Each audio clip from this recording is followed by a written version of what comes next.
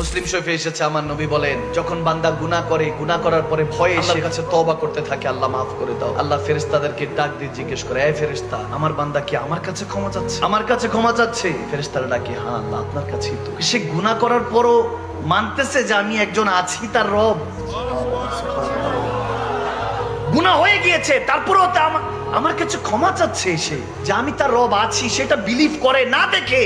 ফেরেশতারা বলে, হ্যাঁ আল্লাহ, না দেখেই তো বিশ্বাস করছে তোমাকে। আল্লাহ বলে, তাকে ক্ষমা করে দে, তাকে ক্ষমা করে দে, তার তওবাকে ক্ষমা করে দে। সুবহানাল্লাহ বলবেন না? তাকে ক্ষমা করে দে, আবার গুনাহ করে, আবার তওবা করে, আবার আল্লাহ জিজ্ঞেস করে, আমার কাছে ক্ষমা চাচ্ছে, সে মানে আমি একজন আছি, বলে হ্যাঁ ক্ষমা করে দে।